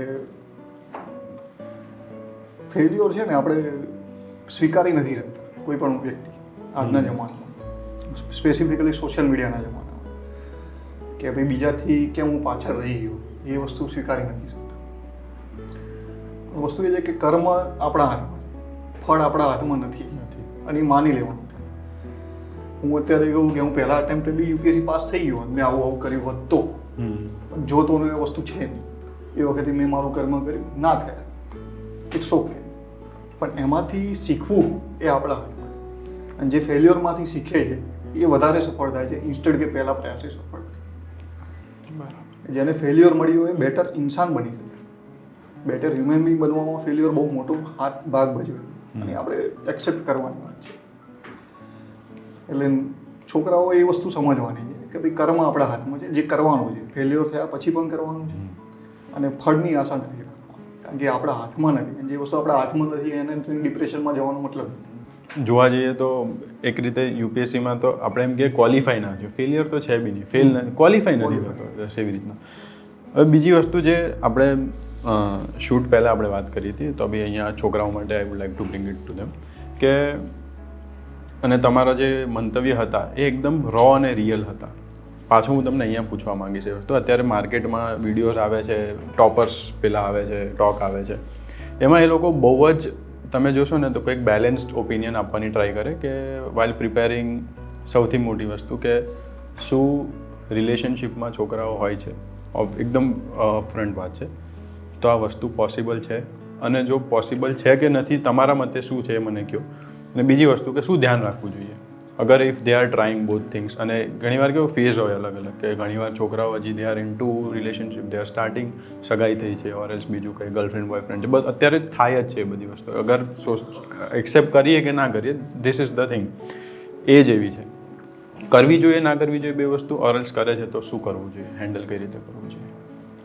એકચ્યુઅલી એક સમય એક જ વ્યક્તિ સાથે પ્રેમ થાય એવું આપણે માનીએ, એક સાથે બે વ્યક્તિ જોડે પ્રેમ ના થાય. હું મારું જનરલી એવું બિલીવ છે. એક ટાઈમે એક જ વસ્તુ સાથે પ્રેમ થતો હોય તો તમે બે વસ્તુ કેમ નહીં કરો છો? તો તમે જે વસ્તુ યુપીએસસી સાથે પ્રેમ નથી કરતા એનો મતલબ યુપીએસસી છે કે બીજું કોઈ તમે કોઈ અચીવ કરો એની જોડે નથી કરતા એનો મતલબ એવું નથી. કાં તો જે તમારો પર્સન છે એને નથી કરતા. સોશિયલ મીડિયા હોય કે વ્યક્તિ હોય, જનરલી જ્યારે તમારું એક ફોકસ હોય ત્યારે એ વસ્તુ ધ્યાનમાં આવે જ નહીં. જો તમે એ વસ્તુ કરો છો એનો મતલબ તમારું ફોકસ નથી, ક્યાંક ને ક્યાંક લેક થાય. ઘણા લોકો કરી રહેતા હોય પણ એવા એક્ઝામ્પલ કેટલા છે? એ બહુ રેર હોય, બહુ રેર એક્ઝામ્પલને તમે લઈ લો છો કે ભાઈ યુપીએસસી રેન્ક 1 છે અને ગર્લફ્રેન્ડ હતી, તો ઠીક છે ને ભાઈ. એવા એક્ઝામ્પલ તો તમે બતાવો 1થી 1000 રેન્કમાં બતાવો કેટલા એક્ઝામ્પલ્સ છે, બરાબર? બહુ ઓછા એક્ઝામ્પલ્સ આપણને મળે છે અને એવા અપવાદોથી આપણે જસ્ટિફાય કરવાનો ટ્રાય ના કરવો જોઈએ. હા, તમે કરી શકતા હોય, તમને કોન્ફિડન્સ હોય, દેટ ઇઝ ડિફરન્ટ, પણ એવું જનરલી નથી બનતું. મારા કેસમાં મેં 4 વર્ષ સુધી સોશિયલ મીડિયા ઉપર હું હતો જ નહીં. મારું સોશિયલ મીડિયા મેં ઓન કર્યું છે મારી મીન્સ આ વખતની 6ઠ્ઠો અટેમ્પ પત્યા પછી, ત્યારે મેં ચાલુ કર્યું, મતલબ ઇન્સ્ટાગ્રામ કે એના ઉપર એકાઉન્ટ બનાવ્યું, કારણ કે પછી મારી જોડે બીજું કંઈ કરવાનું હતું બી. તો એ વિશે મારું ફર્મલી બિલીવ છે કે દૂર રહીએ તો ફાયદો થશે એ 100%. છેલ્લા 6 અટેમ્પ તમારા 6th અટેમ્પ લાસ્ટ અટેમ્પ હતો તમારા માટે? લાસ્ટ અટેમ્પ હતો, ઓકે. અને જીપીએસસી બી રેન્ક 7 હતો, બરાબર. તો આ અટેમ્પમાં વોટ યુ આર પ્લાનિંગ કે 6th અટેમ્પમાં 776 રેન્ક પછી તમને સર્વિસીસ કઈ અલર્ટ થઈ શકે અને you will go for that or DYSP અત્યારે તમે રાખશો? આઈ થિંક મારું એક વસ્તુ ક્લિયર હતી જ્યારે મેં 6th અટેમ્પ આપવાનું શરૂ કર્યું. મેં ઓલરેડી ડીવાયએસપી હતો. આઈ નો કે મારી તૈયારી એ લેવલની હોવી જોઈએ કે મારો ટોપમાં રેન્ક આવે, કારણ કે આઈએસ આઈપીએસ સિવાય કંઈ લેવું મારો વિચાર એ વખતે નહોતો. તો તૈયારી પણ એ પ્રકારની કરવી પડશે. તો મેં એ પ્રકારની તૈયારી કરી હતી અને મને મારી તૈયારીથી ઘણું સેટિસ્ફેક્શન. રેન્ક નથી આવ્યો એ મુજબ દેટ ઇઝ ડિફરન્ટ. તો હવે એવું છે કે મોસ્ટલી 99% હું આ જોબ કન્ટિન્યુ કરવા માંગુ છું, કારણ કે આ જોબમાં મને સેટિસ્ફેક્શન ઘણું મળી રહ્યું છે. એક વસ્તુ વધારે પડતી એવી હોય છે કે આટલી સ્ટેન્ડર્ડ બુક્સ વાંચો, આટલું કરો, વાત પૂરી, તમારું આવી જ રીતે થશે. અગર આ નથી કરતા તો નહીં થાય. આવું બધું અત્યારે ચાલે છે. તો એવી રીતે જવું જોઈએ ઓર તમારે તમારી રીતે તમારે ટેલર મેડ કઈ વસ્તુ બનાવવી જોઈએ કે નહીં મારા માટે આ જ વસ્તુ આવી રીતે ચાલશે. એકચ્યુઅલી અત્યારે મટીરિયલ એટલા બધા થઈ ગયા છે. જ્યારે મેં તૈયારી સ્ટાર્ટ કરી ત્યારે આટલું મટીરિયલ 1500-16 છે તો બહુ લિમિટેડ રિસોર્સિસ હતા, એમાં જ રમવાનું હતું. અત્યારે મટીરિયલ એટલા થઈ ગયા છે ને તો ઉપરથી હેલ્પ કરવાની જગ્યાએ કન્ફ્યુઝન વધારે કરે. કેમ કે એક મસ્ત મેં કવિતા બનાવેલી કે ભાઈ રસ્તા નક્કી કરતા એવો કેવો ખચકાય, દિશાઓનો જ્યાં ઢગલો જ ખડકાય. તો જ્યાં એટલી બધી દિશા છે તો પછી એ માણસ ક્યાં જશે? તો પર્ટિક્યુલર આપણે એક ફોકસ રાખવું જોઈએ, ભાઈ હું આટલી વસ્તુ કરીશ જે તમને સૂટ થાય છે. કાં તો તમે કોઈને પૂછી બી શકો, ટોપરને બી પૂછી શકો. ઇટ્સ ઓકે, એવું કંઈ જરૂરી નથી કે ભાઈ તમારે તમારી રીતે બુક ચૂઝ કરવી, કારણ કે તમને નથી ખબર તમે સ્ટાર્ટ કરો છો ત્યારે. અને એમને ખબર છે કે કઈ બુક બેટર છે, કે ક્યાં તમને કન્ટેન્ટ સારું મળી રહ્યું છે, પણ પછી એ લઈને એ જ વસ્તુ 10 વાર કરવાની છે. તમે એ વસ્તુ એક બુક કરી, ઇકોનોમિક્સની એક બુક કરી, પછી બીજી લાવી ઇકોનોમીની બીજી બુક કરી, પહેલાં માન લો રમેશ સિંહ કરી, પછી શ્રીરામની બુક લાવે એ કરી, પછી ત્રીજાની લાવે એ કરી, એ ક્યાંય હેલ્પફુલ નહીં થાય. અને આપણે બધાની લિમિટેડ કેપેસિટી છે દરેકની, રેન્ક 1થી લઈને જે નથી થયા ત્યાં સુધીની. એક બુક પહેલી વાર વાંચો ને તમારું 20% દિમાગમાં જાય. જેના 20% ઉપર જતું હોય એની અલગ બ્રીડનું માણસ કહેવાય, અને કોઈ નથી. તો એનો મતલબ કે એ જ બુક તમારે 3 વાર વાંચો ને ત્યારે તમારું 50% ઉપરની એ વસ્તુ મગજમાં આવે, કોન્સેપ્ટ ક્લિયર થાય. તો એ વસ્તુ પર વધારે ફોકસ કરો કે ભાઈ સિલેબસ મુજબ છે બુક, યસ ઓકે, તો પછી એને વળગી. હા, પછી બીજું કંઈક વાંચો છો તો એમાંથી એડ કરો, ના કે પછી એ જ વસ્તુ બીજી વસ્તુ કરવાની ભૂલી શિફ્ટ નહીં કરો. શિફ્ટ નહીં. મેક્સિમમ 2 બુક સુધી તમે જઈ શકો, બાકી પછી ઉમેરવાનું. ક્યાંક આમાં કન્ટેન્ટ ખૂટતું હોય તો બીજામાંથી ઉમેરી લો, એમાં છે. જ્યારે તમે રિવિઝન કરો તો એમાં બધું મળી રહે. કે તમે રિવિઝન કરવા બેસો, 4 બુકનું રિવિઝન કેમનું કરશો? નહીં થાય. અને નોટ્સ બનાવી એ બી એક પોતાની વસ્તુ છે. કોઈ નોટ્સ બનાવે છે, કોઈ નથી બનાવતું. બનાવે તો પછી એમાંથી તમારા પોઈન્ટ્સ લઈ લો, બીજી બુકમાંથી અમુક પોઈન્ટ્સ લઈ લો, પછી છેલ્લે એ વાંચો. કન્સેપ્ટ ક્લિયર કરો વધારે ઇમ્પોર્ટન્ટ છે, બહુ વધારે વાંચવું એના. એટલે એક્ઝામના એક દિવસ પહેલાં તમે બધું જેટલું વાંચી શકતા હોય એ રીતે તમારે કન્સાઇઝ નોટ્સ હોય તો સારું, ના હોય તો એક બુક હોય એની અંદર તમે ઉમેરો એ બી ચાલે. અને મોસ્ટલી આપણે જે બી ઓડિયન્સ છે ગુજરાતી મીડિયમ ઓર લેંગ્વેજ ગુજરાતી હશે, તમારું ઓપ્શનલ બી ગુજરાતી લિટરેચર ગુજરાતી ઓપ્શન છે ને, ગુજરાતીમાં જ લખી છે, ગુજરાતીમાં મીન્સ લખી છે. તો એક મોટું મિથ બીજું એ છે કે ઇંગ્લિશમાં આપણે લખીએ તો આપણને માર્ક્સ સારા મળે. જીપીએસસીમાં બી ઘણા આવે તો જીપીએસસીમાં બી મિથ હતું. તો શું તમે એના વિશે શું કહેવા માગશો, કે એવું થાય છે એકચ્યુઅલી ઓર એલ્સ તમને થાય છે નથી થતું એ તો મને નથી ખબર. પણ એક વસ્તુ છે કે તમે માનો કે એવું ધારી લો કે ઇંગ્લિશમાં સારા માર્ક્સ આવે છે, પણ તમારી એમાં હથોટી નથી કે તમે બેટર રીતે નથી લખી શકતા, તો પછી તમે લખશો તો એ માર્ક્સ નથી આવતા, એ કન્ફર્મ. તો પછી તમને જેમાં ફાવે છે એમાં વધારે માર્ક્સ ખેંચી શકાય. કેમ કે જીપીએસસીમાં બી મેં ગુજરાતીમાં લખીને જ રેન્ક મળ્યું. મારું બી મીથ એવું જ હતું, સારું ઇંગ્લિશવાળાને માર્ક્સ આવે, એટલે પછી મેં ઇંગ્લિશમાં કન્વર્ટ કરવા ટ્રાય બી કર્યું, પણ મને એમાં નથી ફાવતું. તો પછી મેં ગુજરાતી જ કન્ટિન્યુ કર્યું, અને એમાં આવ્યો. તો જ્યારે એવું છે કે આમાં ડેસ્ટિની ને તમારી મહેનત ભેગી થાય ત્યારે ઓબ્વિયસલી થવાનું. એટલે તમારે એ વસ્તુ, તમને જે વસ્તુ સૂટ થાય છે ને એ વસ્તુ કરો, ના કે પછી તમને સૂટ નથી થતી પછી તમે મત કરો. એના લીધે ડિમોટિવેટ થવાની એવી કોઈ જરૂર નથી કે મને નથી ફાવતું, મને નથી આવડતું, તો કઈ રીતે તમને ગુજરાતીમાં લખતા ભાવે છે તમે લખો, ગુજરાતીમાં બેસ્ટમાં બેસ્ટ મહેનત કરો તો ઓબ્વિયસલી રેન્ક આવે. એવું નથી કે બધા ઇંગ્લિશવાળા જ મળે, ઘણા ગુજરાતીમાં. એટલે તમે તમારી ગુજરાતી લિટરેચર ઓપ્શનલમાં બી હતું, પ્લસ તમારી લેંગ્વેજ ગુજરાતી હતી તો બી આવે છે. એટલે એ બી હોય છે કે ઘણા કે તમે જિયોગ્રાફી, ફિલોસોફી, મેથ્સ એ ઓપ્શનલ રાખો ને તો તમને સારા હોય એમાં નોર્મલ જ. એ વસ્તુ માટે હું કહીશ કે આ ઓપ્શનલ વાળું કેવું છે કે યુ હેવ ટુ ચેક કે તમને શેમાં કઈ વસ્તુ ફાવે છે. બીજું ટ્રેન્ડ બી એકવાર ચેક કરો. તે ટ્રેન્ડ ચાલે છે કે ભાઈ પોલિટિકલ સાયન્સ છે કે પછી એન્થ્રોપોલોજી છે, વગેરે એમાં સારા માર્ક્સ આપે છે, અને તમને એ વસ્તુ ફાવે બી છે, તો પછી એના ઉપર એ બી ચેક કરવું જોઈએ. એવું નથી કે પછી લિટરેચર બધા લે છે એટલે હું લઈ લઉં અને સારા માર્ક્સ આવી જાય, એવું નથી. કે તમને 2-4 પોઈમ લખતા આવડી ગયું તમે લિટરેચર લઈ લો, એવું પણ નથી. એમાં કન્ટિન્યુ સારા માર્ક્સ હોવા જોઈએ, ટોપર્સ નીકળવા જોઈએ, અને તમને પણ એ વસ્તુ ફાવી જોઈએ. આ વસ્તુ કોમ્બિનેશન હોય ને ત્યારે એ વસ્તુ બેટર ફીલ કરે. ને જ્યારે તમે ઓપ્શનલ સબ્જેક્ટ ચૂઝ કરો છો એનો મતલબ કે તમે એમાં માસ્ટર કરી રહ્યા. જ્યારે કોઈ વસ્તુ માસ્ટર લેવલે તમે કરી રહ્યા છો તો એમાં તમારે કેટલું બધું આપવું પડે એ વસ્તુ, અને એટલું આપો ત્યારે તમારે એમાં માર્ક્સ ખાલી ઓપ્શન લેવા ખાતર લઈને કરી નાખો એ ઇમ્પોર્ટન્ટ નથી. એટલે ટ્રેન્ડ ચેક કરવાનો, ટ્રેન્ડ ચેક કરવો જ જોઈએ. પછી તમે કંઈક એ રીતે ફાવતું હોય તે સબ્જેક્ટ લો. 2-4 સબ્જેક્ટ છે કે જેમાં બધા લે છે ને મટીરિયલ છે, સારા માર્ક્સ આવે છે, અને એમાંથી તમને જે ફાવે છે લઈ લો. પછી લીધા પછી વિચારવાનું થતું નથી. એકવાર લઈ લીધું પછી તમારે એમાં માસ્ટરી કરવાનું. તો એક તમે હમણાં વાત કરી ડેસ્ટિનીની, જે આપણે લક કહીએ કે ડેસ્ટિની કહીએ, તો મોસ્ટલી જ્યારે પ્રિપેરેશનમાં આવતા હોય ને ત્યારે તમે નહીં બિલીવ કરતા હોય કે બિલીવ કરો, પણ મોસ્ટલી છોકરાઓ કેવી રીતના હોય કે બિલીવ નથી કરતા કે હું મારી મહેનત કરીશ આમ. પછી જ્યારે ફેલિયર મળે ને એટલે કે આ તો મારું નસીબ નહોતું, મારે આમ પેલું કામ નહોતું કરતું, અને ઘણા પછી પેલું વિડીયો ચાલુ થાય, અને એમાં કોઈ હું એમ નથી કહેતો કે હું ના કરવું જોઈએ, પણ આ બધું કેટલું મેટર કરે છે, ને તમે આ બધું બિલીવ કરતા હતા કે નહોતા કરતા, ઓર એલ્સ હજી કરો છો કે નથી કરતા? હું પણ બિલીવ નહોતો કરતો કે આપણે કેવું કે યંગ હોઈએ ને ત્યારે બહુ એનર્જેટિક ને એવું થાય કે હું કરી લઈશ, દુનિયા હું જીતી લઈશ, આપણા હાથમાં જ છે બધું. પણ એ નેચરલ છે, એ હોર્મોનલ વસ્તુ આવી જ જોઈએ ને એવું હોવું જોઈએ.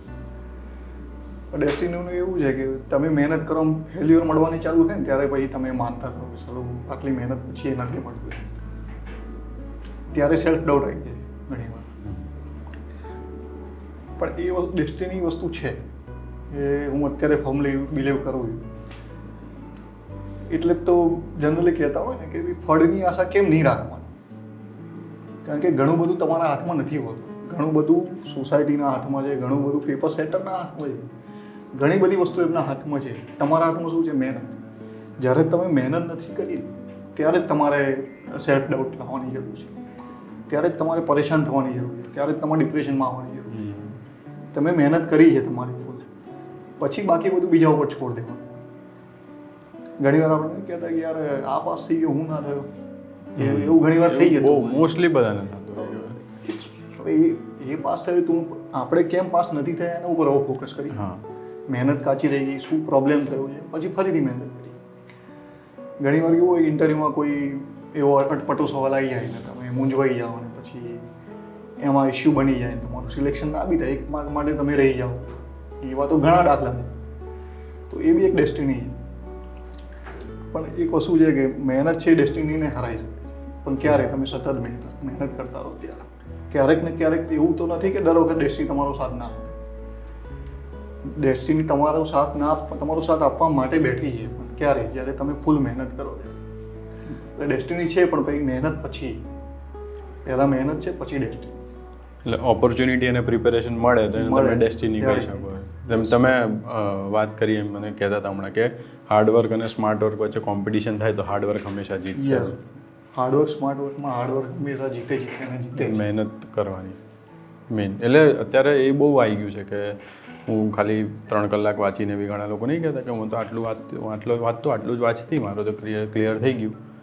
પછી છોકરાઓ બહુ પહેલાં સેલ્ફ ડાઉટમાં આવી જાય કે 8-9 કલાક આપું છું, 10 કલાક આપું છું તો બી મારે ક્લિયર નથી થતું. એવું નથી. હાર્ડવર્કનો મતલબ એ છે ફોકસ્ડ રહીને હાર્ડવર્ક. હાર્ડવર્ક એટલે તમે દિવસના 200 પેજ વાંચી જાઓ એને હાર્ડવર્ક ના કહેવાય. ડિસિપ્લિન બહુ એ વસ્તુ બહુ ઇમ્પોર્ટન્ટ છે. ડિસિપ્લિન, ફોકસ્ડ, કન્સન્ટ્રેશન, આ બધી જ વસ્તુ હોવી જોઈએ જોડે. જ્યારે તમે કન્સન્ટ્રેશનથી વાંચો ને ત્યારે તમે 6 કલાકથી વધારે ના વાંચી શકો. બરાબર. તમે ફેડઅપ થઈ જાઓ. એટલે 6-7 કલાકનું કોન્સન્ટ્રેશનથી વાંચન હોય ને એ હાર્ડવર્ક જ છે. અને પછી જે ફ્રી ટાઈમ હોય છે, જેમ કે તમે પ્રિપેરેશન કરતા હતા તો હાઉ વોઝ યોર ડે? તમે કઈ રીતે ડિવાઈડ કરતા પોતાના દિવસને? સ્લોટમાં ડિવાઈડ કરવા જોઈએ. અને ટાર્ગેટ છે ને એ નાના બનાવવા જોઈએ. જેમ કે ઘણા નહીં, મહિનાનો, 2 મહિનાનો, 5 મહિનાનું ટાર્ગેટ બનાવે એવું ના હોય. ટાર્ગેટ અઠવાડિયાનો જ હોય. 2 મહિનાનો ટાર્ગેટ તમને બીજા દિવસે બી યાદ ના રહે. અઠવાડિયાનો જનરલી હોય કે ભાઈ મારે 5 મહિનામાં આટલું પતાવવું છે, એ મોટી વિઝન હોય જનરલી. પણ અઠવાડિયામાં કેટલું પતાવવું એ તમારે ડિસાઈડ કરવાનું. એ અઠવાડિયામાં આ દિવસે હું આટલું કરી દઈશ, આ દિવસે આ કરીશ, આ દિવસે આ કરીશ. દિવસના સ્લોટ તમે પાડો, સવારે 3 કલાક, બપોરે 3 કલાક, સાંજે 3 કલાક, ઇનફ છે 9 કલાક. પણ એ 3 કલાક તમારું કેટલું કોન્સન્ટ્રેશન છે એ વધારે મેટર કરે. 3 કલાકમાં પછી તમે એમને 3 કલાક કાઢી નાખો નોર્મલ વાંચીને, એ નહીં ચાલે. તમે 3 કલાકમાં ભલે 25 પેજ જ વાંચી, પણ એ 25 પેજ તમારા મગજમાં ક્લિયર છે, એ કન્સેપ્ટ ક્લિયર છે, તો એ વધારે બેટર છે કે 100 પેજ તમે વાંચી નાખો. કારણ કે યુપીએસસીમાં એવું નથી કે વધારે વાંચેલા પાસ થાય. યુપીએસસીમાં એવું છે કે જેનો કન્સેપ્ટ ક્લિયર હોય એ પાસ થાય. સમજેલા હોય વસ્તુઓ. 2 વસ્તુ છૂટી ગઈ ઇટ્સ ઓકે, પણ જે 4 વસ્તુ તમે કરી છે એમાં તમને કોઈ ડાઉટ ના હોવો જોઈએ. એમાંથી ક્વેશ્ચન આવે તો મને આવડે. એમાંથી ક્વેશ્ચન આવે એટલે તમારું પડવું જ જોઈએ અને એમાં તમે બેટર પરફોર્મ કરવા જોઈએ. એ વસ્તુ વધારે ઇમ્પોર્ટન્ટ છે. તો એ રીતે 3-3ના સ્લોટમાં તમે વાંચો તો 9 કલાક મને લાગે છે ઇનફ છે. અને જ્યારે બહુ વધારે વાંચવાનું હોય તો બીજા 2 કલાકનો સ્લોટ રાખી શકો. આમાં મેથ્સ ને એ બધું આવે છે તો તમે બીજા 2 કલાક મેથ્સ કરી શકો. નોર્મલી મેથ્સ એ બહુ એકદમ હેલ્ધી એક્સરસાઇઝ છે, તમારો માઇન્ડ બી ફ્રેશ થઈ જાય એમાં, તો એ પણ કરી શકો. સો પ્રિપેરેશનની વાતને બધી કરી આપણે. એક આઉટ ઓફ ધ કહેવાય ને કે ટોક ક્વેશ્ચન છે કે ભગવાનમાં માનો છો? અને જો તમારા મતે ભગવાનની ઇમેજ શું છે તમારા માઇન્ડમાં? જેમ કે એવું નહીં કે ફોટો છે તમારા ભગવાન, હનુમાનજી છે, ગણેશજી છે, એવું નહીં. તમે how do you interact with your God? Generally જે ડેસ્ટિની કહીએ ને એ જ મને લાગે છે કે જે એવું તત્વ છે કે જેને આપણે ભગવાન કહી શકીએ. જે વસ્તુ તમારા હાથમાં નથી ને ઓવરઓલ જે વસ્તુ થાય છે એ કોઈક ડેસ્ટિની કે કોઈ તત્વ કે કોઈ ડિસાઇડ કરતું હશે. ડિસાઇડ નહીં બી કરતું હોય તો ઓવરઓલ આખું હ્યુમન બિંગનું જે નેચર છે એ તમારા ઉપર ઇમ્પેક્ટ કરતું હોય. તો ડેસ્ટિની છે એ જ હું ભગવાન માનું છું કે એ જ માનો કે આજે આ વખતે આપણે ફેલ થયા તો કંઈક સારું બેટર લખ્યું હશે, કંઈક વધારે ઇમ્પ્રુવમેન્ટ કે કંઈક વધારે મારામાં ઇમ્પ્રુવમેન્ટની જરૂર હશે, લાગી હશે, ત્યારે મને ફેલ કર્યો હું વધારે બેટર બનું, કાં તો બીજું કંઈક નવું વસ્તુ હું વિચારી શકું. તો એ વસ્તુ મને લાગે છે કે એવું તત્વ છે કે જેને તમે ભગવાન કહી શકો. એવો ફેઝ આવ્યો છે કે તમે ભગવાનમાં અચાનક જ બહુ માનવા માંડ્યા કે પહેલાં નહોતા માનતા ને એટલે માનતા હતા ને માનવાનું બંધ કર્યું? એવું ઘણા સ્ટુડન્ટ્સને હું મારી બી વાત કરું, ઘણીવાર ભગવાન જોડે લડતા હોઈએ છે ઘણા લોકો કે મારી જોડે કેમ આવું કર્યું. એ જે માઇન્ડસેટ ડેવલપ નથી થતો ઘણીવાર. ખ્યાલ આવે જે 21-22 વર્ષના છોકરા હોય તો એ તમારી ફેઝમાં આવ્યું છે કે નહીં? આવ્યું હોય તો કઈ રીતે? How do deal how did you? મારી ફેમિલી બહુ વધારે સ્પિરિચ્યુઅલ છે. દિવસની સવારે 2 કલાક પૂજા થાય ને હું પહેલાંથી એ ટાઈપનો માણસ નથી રહ્યો. મારા ઘરવાળાએ બહુ ટ્રાય કર્યું કે ભાઈ આને એકદમ ધાર્મિક બનાવી દઈ, પણ જનરલી બનાવી નહીં શક્યા. પણ જનરલી એ વસ્તુ સાચી છે કે આપણે ભગવાન જોડે એવું કે ભાઈ આવું કેમ કર્યું એ થાય. મારી જો ઘણું ઓછું બન્યું, મારી જો એ બન્યું છે પણ બહુ લિમિટેડ સમય માટે. પણ એ એક્સક્યુઝ છે મને એવું. It is an excuse. બીજા માટે ઢોળવાની આપણી પ્રવૃત્તિ છે ને માનસિક હ્યુમન બિંગની કે ભાઈ આ નહીં થયું તો આનો વાંક, આ નહીં થયું તો આનો વાંક. તો એ પ્રવૃત્તિના લીધે આપણે નાખી દઈએ, પણ એવું કશું હોતું નથી. એક્સક્યુઝિસ મૂકી દઈએ ને આપણે તો ઘણી બધી વસ્તુઓ ક્લિયર થઈ જાય. હવે મારે જ કરવાનું છે, હું જ છું કે જે વસ્તુ માટે રિસ્પોન્સિબલ છું, મારે એ વસ્તુને આગળ વધારવાની છે, બેટર કરવાની છે. ત્યારે પછી રસ્તા મળવાના ચાલુ થાય. એક્સક્યુઝ આપીને કોઈ રસ્તો નહીં મળવાનો. આપણું કામ શું છે? રસ્તો શોધવાનો. હવે આપણે આગળ વધવાનું છે ને. ભગવાન તો કે આપણને હાથ ચાલી નહીં લઈ જવાનું. તો આપણે આગળ વધવાનું છે એનો મતલબ કે ભાઈ આપણે રસ્તો ગોતવાનો, આપણે જેની જવાબદારી સ્વીકારવાની. તો એ પછી મને સમજાવ્યું ધીરે ધીરે. એટલે પછી ગમે તે વસ્તુ થાય કોઈના ભગવાન ઉપર કે કોઈના ઉપર બ્લેમ કરવાની કોઈ જરૂર નથી. આ છે ને થોડાક હાર્ડ ફેક્ટ્સ છે કે જે છોકરાઓ આમ ગળતા હજી વાર લાગશે. કેમ કે મોસ્ટલી બધા ટોપર સ્ટોકને આપણે સાંભળીએ ને તો બધા આમ કે તમે આવી રીતે બી થઈ જાય, તમે બહુ પેલું ટેન્શન નહીં લેવાનું, આવું નહીં કરવાનું, બહુ પોતા પર નાખવાનું નહીં, એવું બધું બહુ શીખડાવતા હોય છે. આપણે તમે બી જોયા હશે. બટ ક્યાંક ને ક્યાંક આ બધું જરૂરી છે કે અગર તમે એવા બેકગ્રાઉન્ડથી આવો છો કે તમારે પ્રિપેરેશનની જરૂર વધારે છે તો કરવી જ પડશે. પછી એમાં તમે 3 કલાક 4 કલાક ભણીને વિચારતો હો જવાબદારી પોતે જ ઉઠાવી. હા, દરેક વસ્તુની, ફેલ્યોરની બી સક્સેસની બી આપણી જવાબદારી. એટલે આ સ્ટુડન્ટ્સને આ બહુ ઇમ્પોર્ટન્ટ છે કે આ એ લોકો સમજે ને સ્વીકારે પહેલાં તો કે નહીં અમારી લાઈફમાં આવી રીતના છે. કેમ કે જોવા જઈએ ને તો છોકરાઓ લાઇબ્રેરી જોઈન કરી લે. અત્યારે લાઇબ્રેરી જોઈન કરી લો, 24 કલાકની લાઇબ્રેરી જોઈન કરવાની, 10-12 કલાક લાઇબ્રેરીમાં બેસવાનું, દર 1.5-2 કલાક થાય ને એટલે કેવું ચા યાદ આવે એમને. અને પાછું મારા 8 ફ્રેન્ડ હોય લાઇબ્રેરીમાં અલગ અલગ, નીચે જઈને ગપ્પા મારે. એટલે પહેલો ફ્રેન્ડ આવે એને ચા પીવી હોય, આવવું પડશે મારે. બીજો આવે તો કે તાર જોડે આવું. એવી રીતના બધા અંદર આમાં તો દિવસ પતી જતો હોય. અને પછી જે દિવસે રિઝલ્ટ આવે ને એ દિવસે એવું લાગે કે હું તો રોજ 12 કલાક લાઇબ્રેરી બેસતો, વાંચતો, તો એ મારું પ્રિપરેશન કંઈક શું ઘટ્યું? ભાઈ ભગવાનનું નામ લઈએ આપણે કે યાર ભગવાને જ આવું કર્યું મારા જોડે. એટલે આ ધ્યાનમાં રાખવાનું છે. એટલે ડિસિપ્લિન વસ્તુ જે આપણે વાત થઈ, ડિસિપ્લિન બહુ ઇમ્પોર્ટન્ટ વસ્તુ છે કે તમે 3 કલાકનું નક્કી કર્યું તો ભલે 1 કલાક પછી તમે 5 મિનિટ બ્રેક લો, બેસો, ઇટ્સ ઓકે. પણ એ 3 કલાકમાં તમારે ફોકસ્ડ વાંચવું. એવું નહીં કે કોઈ માણસ આવ્યો કે પછી રોજનું થઈ જાય. એકાદ દિવસ ઠીક છે કે વસ્તુ કોઈ વ્યક્તિ આવે આપણે બેઠા હોય, રોજનું એ વસ્તુ ના હોવી જોઈએ. બહુ ડિસિપ્લિન્ડ થી કરો તમે તો 100% તમને પરિણામ મળે. તો આ જે સર્કલ આપણું હોય, ફ્રેન્ડ સર્કલ, જ્યારે તો એ મેનેજ પછી એમને કઈ રીતે હું ડિપ્લોમેટિકલી આન્સર આપું ઓર એલ્સ હું એમને મેનેજ કરું કે મારાથી આ નહીં થાય? એવું કંઈક તમે તમારે ટાઈમમાં એવું કંઈ બનાવ્યું હતું કે નહીં હું આવી રીતે લિમિટ કરી દઈશ મારી ફ્રેન્ડશિપ્સ ઓર કંઈ બી? ઘણી વાર શું જવાબ ના આપી શકતા હોય આપણે. મારે જવું ના હોય તો મને કોઈ આવે બોલાવે, મારે જવું પડે, out of my social consideration or કંઈ બી આપણે એટલે તો નો વસ્તુ છે ને બહુ ઇમ્પોર્ટન્ટ છે જીવનમાં. ના બોલતા શીખવું પડે. હા તો ના બોલ એ જોબમાં આવ્યો પછી બી હવે હું જોબમાં આવ્યો હું ઘણા વસ્તુમાં ના નહીં બોલી શકતો બોસને, પણ એ વખતે ઇમ્પોર્ટન્ટ છે. ના બોલવી બહુ જ ઇમ્પોર્ટન્ટ છે કે ભાઈ આ વસ્તુ નહીં થાય. કેમ? કારણ કે તમારું ફોકસ અહીં છે, તમારે આ વસ્તુ કરવાની છે અને આમાં સ્વાર્થી બનવું બહુ ઇમ્પોર્ટન્ટ છે. સેલ્ફિશનેસ છે ને સિવિલ સર્વિસમાં બહુ વધારે ઇમ્પોર્ટન્ટ છે. આપણે એમ સેલ્ફલેસનેસની વાત કરીએ ને તો સેલ્ફલેસનેસ ભલે એક વર્ચ્યુ હોય એ અલગ વસ્તુ છે, પણ સિવિલ સર્વિસ ક્રેક કરવા માટે સેલ્ફિશ હોવું બહુ જરૂરી છે. તમારા બહુ ક્લોઝમાં ક્લોઝ માણસ સાથે તમારે ઘણી વાર સેલ્ફિશ થવું પડે અને ઇટ્સ ઓકે, એમાં કંઈ ખોટું નથી. કેમ? એઝ લોંગ એઝ તમે એક વસ્તુ ફોકસ રાખી રહ્યા છો ત્યાં સુધી એ સેલ્ફિશનેસ બરોબર છે અને એવું આપણે થવું જ પડશે.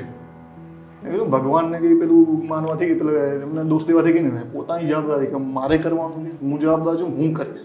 દુનિયાથી લવાડી દુનિયા જોડે કોઈ થશે ને તો થશે નહીં.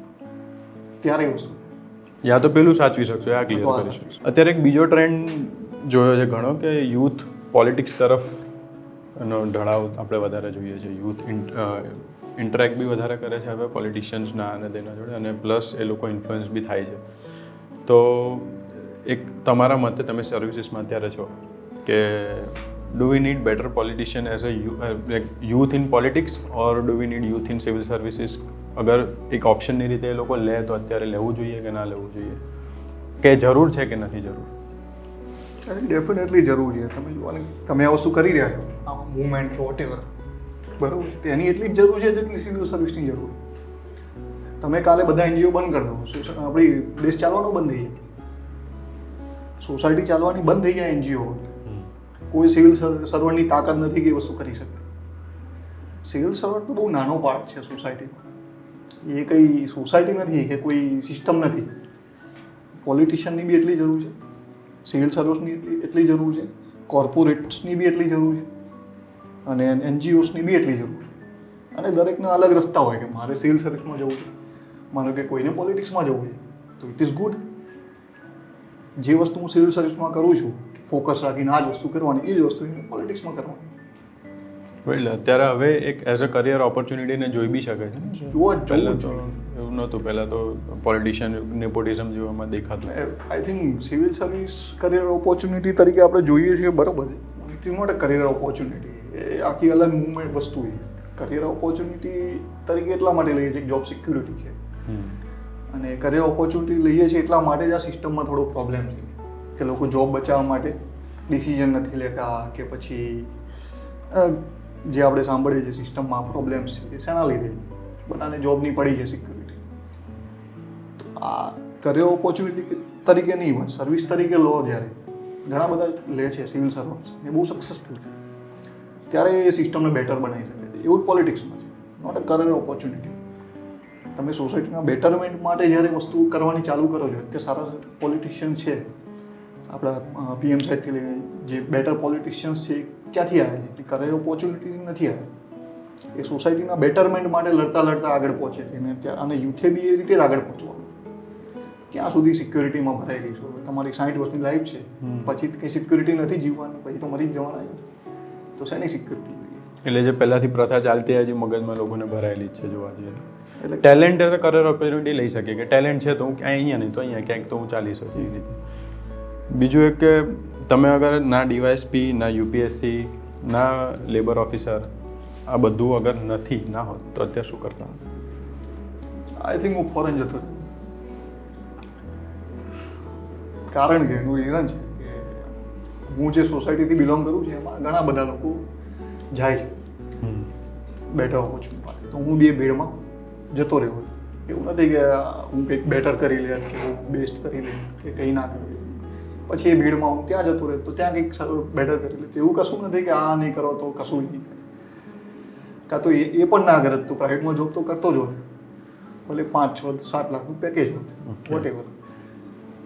પણ એ વસ્તુ હું અહીંયા છું તો હું ઘણો સેટિસ્ફાઈડ છું, તો બેટર છે કે મતલબ એવું નહોતું કે હું પહોંચીશ એવું મેં ધાર્યું નહોતું. પછી ધીમે ધીમે તો રસ્તા મળતા ગયા તો હું ચાલતો ગયો. તો એવું એમાં થાત કે ભાઈ બીજે ક્યાંક રસ્તો મળે, બીજી દિશામાં જતો રહે તો બીજો રસ્તો મળે, તો ત્યાં કંઈક બેટર કરી લેતા આપણે. પણ એક પેલું પહેલાં વાત કરીએ આગ અંદર રહેવી જ જોઈએ આગ કે કરવું છે મારે નહીતર તો આ ઘણા લોકો જે તમે ફોરેનની વાત એ આગવાળી વસ્તુ છે કે સેફ્ટી સિક્યોરિટીથી બહાર આવો ને ત્યારે એ આગ થાય. આપણે કેવું છે કે ભાઈ ફિક્સ છે કે 22-23 વર્ષ થાય એટલે આપણે કમાતું થઈ જવાનું, 25 વર્ષે મેરેજ કરી લેવાના, 27 વર્ષે છોકરા કરી લેવાના, સેટઅપ ફેમિલી. 90% લોકો આ રીતે જીવે. પણ તમારી રીતે જીવવું છે કે નહીં એ તમારે વિચારવાનું. અને મોસ્ટલી અત્યારે આ જોવા જઈએ તો બ્રેન ટ્રેનની વાતો ન્યૂઝપેપરમાં આર્ટિકલ્સ બહુ આપણે જોતા હોઈએ છીએ કે ફોરેન જવાની વાત, જે તમે કીધી કે હું બહાર જતો રહ્યો તો હું એમ વિચારું કે હું એઝ અ પોલિટિશિયન છું અત્યારે અને મારે દીપભાઈ મારા માટે મારે એમને રોકવા છે બહાર જવા માટે, તો શું કરવું પડે? મારે તમને એવી અહીંયા શું ઓપોર્ચ્યુનિટી? તમારા આજના યુથને છે ને ઓપોર્ચ્યુનિટી આપવી પડે. તમે એન્જિનિયરો પેદા કરી લીધા પણ ઓપોર્ચ્યુનિટી એટલી નથી. આજે તમે એન્જિનિયર છે એ 10,000માં જતો હોય ક્યાંક નોકરી જાય જ છે. 100 એન્જિનિયરમાંથી 50-60% એન્જિનિયર છે એ જોબ કરે છે કે જે એમના લાયકાતથી ઓછી છે. તો તમે ખાલી એન્જિનિયર પ્રોડ્યુસ કરીને તો શું કરી લેશો? તમે ટેલેન્ટ પ્રોડ્યુસ નથી કરી રહ્યા, તમે એન્જિનિયરો પ્રોડ્યુસ કરી રહ્યા. તો વસ્તુ એ બદલવા, એજ્યુકેશન સિસ્ટમ બદલવાની જરૂર. એજ્યુકેશન સિસ્ટમ તો નહીં પણ બેટર એજ્યુકેશન આપવાની જરૂર છે અને એના મુજબ ઇન્ડસ્ટ્રીને કોલેબરેટ કરવાની. ડિમાન્ડની રીતે હવે એજ્યુકેશન આપવું. કાં તો પછી એજ્યુકેશન ડિમાન્ડ છે એ પ્રમાણે ઇન્ડસ્ટ્રીઝને તમે પ્રમોટ કરો. જેમ કે અત્યારે આપણે ગવર્મેન્ટની યોજનાઓ ઘણી સ્ટાર્ટઅપ્સની ચાલે છે, ઘણા સ્ટાર્ટઅપ્સ થયા છે, આપણા છોકરાઓએ કર્યા છે અને હજુ બી કરી રહ્યા છે, તો ઇટ ઇઝ ગુડ. તો એ રીતે આપણે પોલિટિશિયન તરીકે વિચારીએ તો આપણે એ બધી વસ્તુઓને અટલ્ટિંગ કરીને લેબ ચાલુ કરી છે કે આ ઇનોવેશન મિશન્સ છે, સ્ટાર્ટઅપ મિશન્સ. તો આ બધાના જરીએ તમે ચાલુ કરો તો લોકોને ઓપોર્ચ્યુનિટી દેખાય, તો પછી બ્રેન ટ્રેન અટકે, ત્યાં સુધી નહીં અટકે. અને બીજી વસ્તુ કે બેટર એન્જિનિયર પ્રોડ્યુસ કરો. તો પછી કોલેજોને તમે એમને એમ સર્ટિફિકેટ આપીને ચાલુ કરાવી દો, ત્યાં નથી કોઈ પ્રયોગશાળા કંઈ હોય નહીં, તો એ બેટર એન્જિનિયર બનવાનું નથી. પછી તમે ગમે એટલા મિશન લગાવો એને કંઈ આવડતું જ નથી, સર્ટિફિકેટ છે પણ ટેલેન્ટ નથી. તો બંને દિશા ઉપર કામ કરવું પડે. તમે એજ્યુકેશન બી એવું આપો કે બેટર એન્જિનિયર બનો, સામે તમે એને ઓપોર્ચ્યુનિટી આપો, તો પછી સ્ટાર્ટઅપ ચાલુ કરવામાં બી એને એટલું તકલીફ ના પડવી જોઈએ. તો પછી બધા અહીંયા જ રહેશે. બરાબર. એટલે અમે તો એક્સપિરિયન્સ કર્યો છે આનો. અમે લોકોએ સ્ટાર્ટઅપ આની પહેલાં બી એક સ્ટાર્ટઅપ, આ બી અમારો એક સ્ટાર્ટઅપ જ છે અત્યારે તો ગોલ્ડન ચારકોલ કરીને છે. આની પહેલાં બી એક સ્ટાર્ટઅપ હતું, we are registered with startup India, જે ગવર્મેન્ટ પેલું સર્ટિફિકેશન આપે છે એ બધું.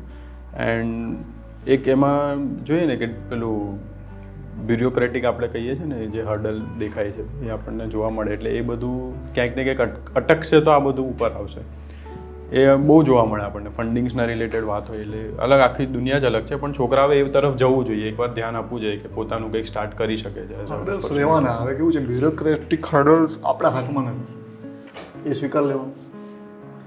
હવે જ્યારે સ્વીકારવાનું ચાલુ કરો ને કે આ વસ્તુ નથી આપણા, પછી રસ્તો મળે.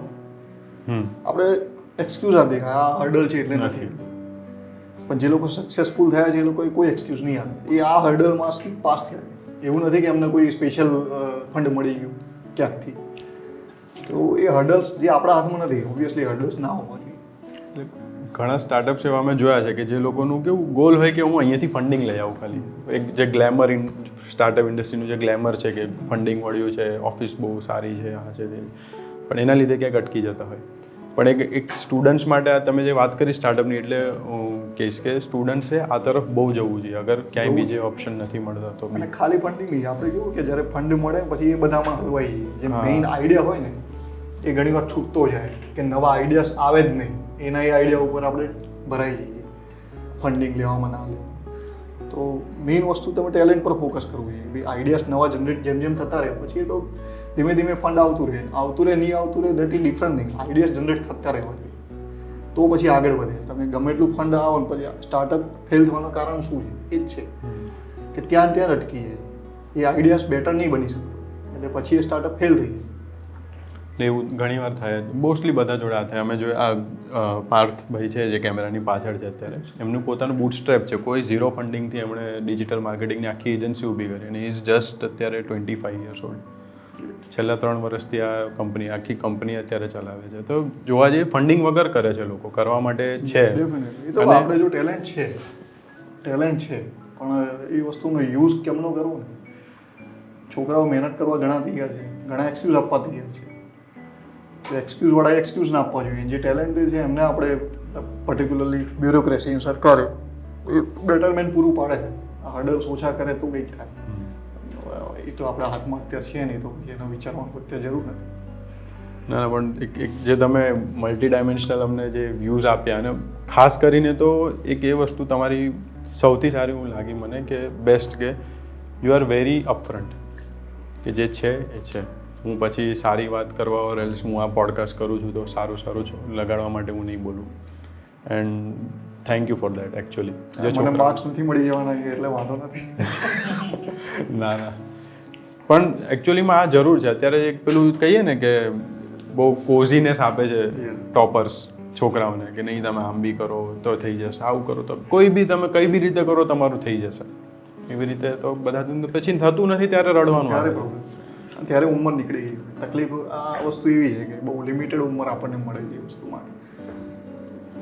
અને એક લાસ્ટ ક્વેશ્ચન હવે, પછી આપણે વિલ એન્ડ ધીસ પોડકાસ્ટ, કે સમજો કે કશું જ ના થાય તો છોકરાએ શું કરવું?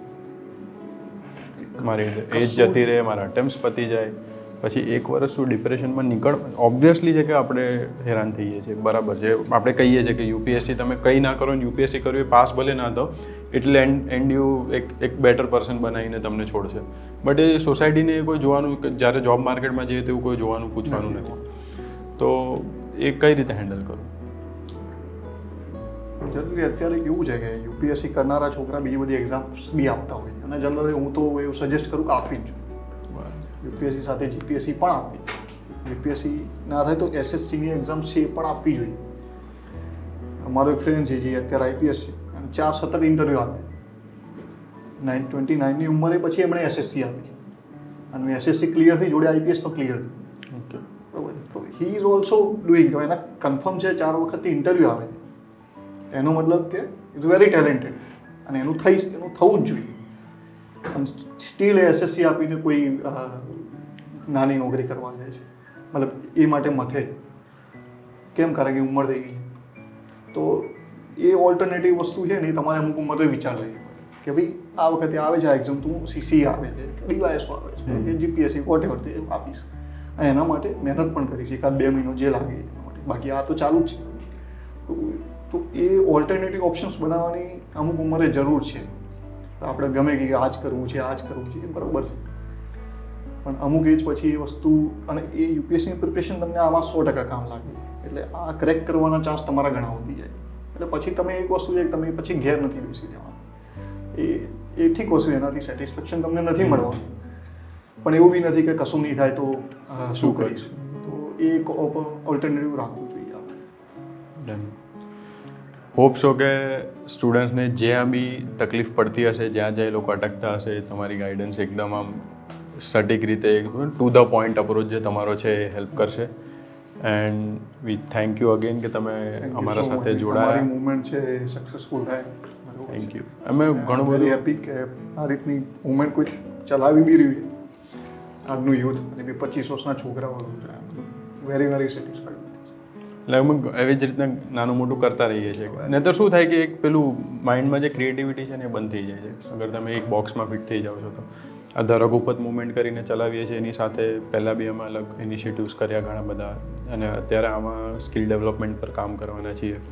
અને બીજું કે સ્ટુડન્ટ્સને રિયલ અપ્રોચ, રિયલ ગાઈડન્સ આપવા માટે. જેમ તમે એકદમ રો હતા વાત કરવામાં, બટ જ્યારે બી અગર we are going for another interview also, then we also સૌથી પહેલું અમે રિક્વેસ્ટ કરીએ છીએ કે be as much as raw possible, કે છોકરાઓને જે જરૂર છે એ જ તમે કહો. આપણે કોઝી નથી બનાવવા કે સારું આજે વિડીયો જોઈને સૂઈ જાય એવું નથી કરવું. વિડીયો જોઈને ઉઠી જવો જોઈએ કે ભાઈ પ્રિપેરેશન તો આમ જ કરવી, નહીંતર પછી તું ભાઈ પ્રાઇવેટ જોબ કરી લે. ક્યાંય વાંધો, તમને નથી મળતી પ્રાઇવેટ જોબ, અપ્લાય કરો. કે અમે રઘુપત મુવમેન્ટમાં કહીએ છીએ આઈટીનું કામ હોય આવે તો તમે મોકલો, ટેલેન્ટ હોય તો મળી જાય. હા, અધરવાઇઝ અહીંયા ટાઈમ વેસ્ટ ના કરો તમે પ્રિપરેશન. એટલે thank you for being so upfront and so to the point answers. Thank you.